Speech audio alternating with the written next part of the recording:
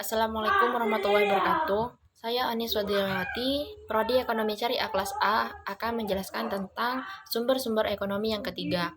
Yang pertama, saya akan menjelaskan tentang perdagangan, di mana perdagangan tersebut merupakan media untuk mempertemukan dua belah pihak yang saling membutuhkan, yaitu penjual yang menawarkan barang atau jasa dengan pembeli yang memerlukan barang atau jasa untuk memenuhi kebutuhannya.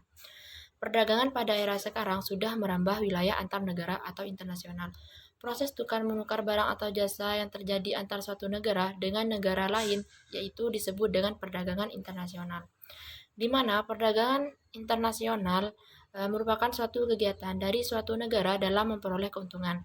Kegiatan tersebut seperti membeli atau menjual barang dari atau ke luar negeri dengan harga pembelian yang lebih rendah dan dengan harga jual yang relatif lebih tinggi. Perdagangan internasional adalah kegiatan yang berkaitan dengan penawaran atau ekspor dan permintaan atau impor dalam lingkup negara. Proses terjadinya ekspor akan memberikan hasil berupa devisa bagi negara. Devisa tersebut nantinya akan digunakan untuk pembiayaan kegiatan impor. Yang kedua, saya akan menjelaskan tentang transaksi valuta asing. Yang pertama, pengertian dari transaksi valuta asing. Yang dimaksud dengan transaksi dalam kamus istilah ekonomi adalah suatu perjanjian antara dua pihak atau lebih yang menimbulkan hak atau kewajiban menurut hukum. Misalnya transaksi jual beli, sewa nyewa, dan sebagainya.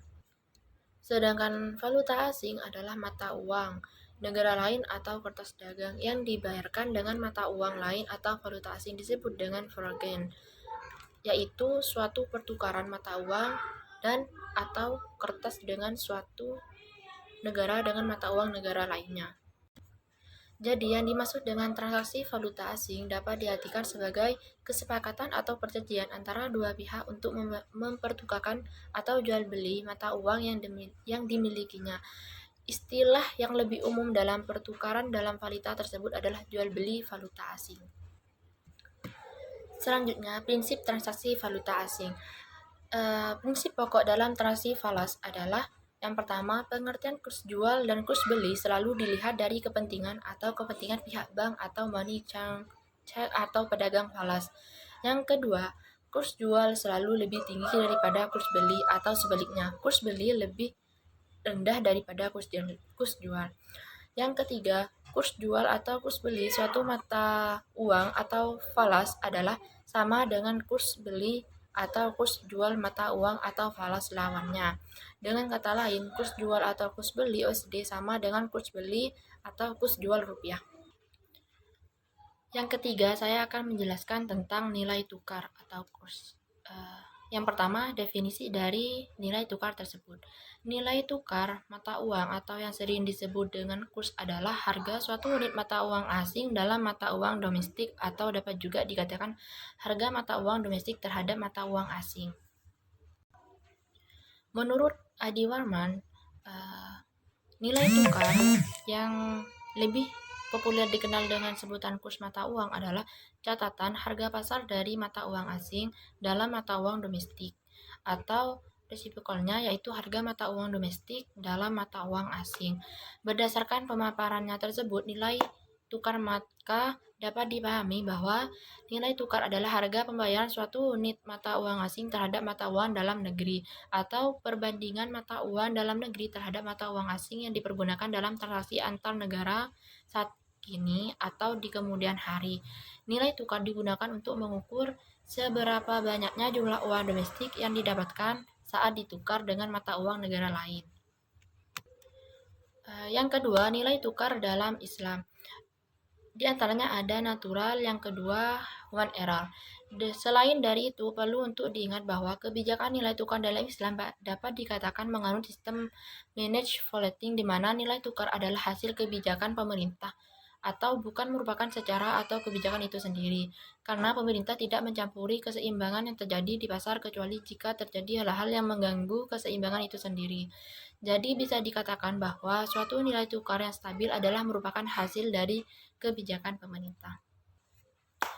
Yang ketiga yaitu sistem nilai tukar.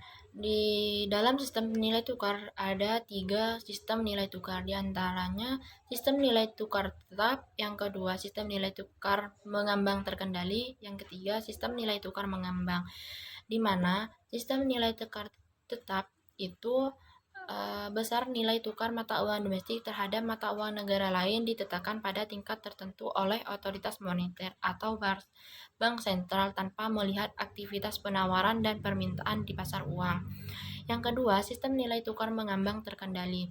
Maksudnya, pada situasi di mana nilai tukar ditentukan berdasarkan permintaan dan penawaran, tetapi bank sentral dari waktu ke waktu itu ikut campur guna menstabilkan nilainya atau mempengaruhi dengan berbagai cara. Yang ketiga, sistem nilai tukar mengambang, di mana nilai tukar dibiarkan bergerak sesuai dengan kekuatan permintaan dan penawaran yang terjadi di pasar. Dengan demikian, nilai tukar akan menguat apabila terjadi kelebihan penawaran. Maksudnya penawaran valuta asing, dan sebaliknya nilai tukar mata uang domestik akan melemah apabila terjadi kelebihan permintaan valuta asing. Terima kasih. Kurang lebihnya saya mohon maaf. Assalamualaikum warahmatullahi wabarakatuh.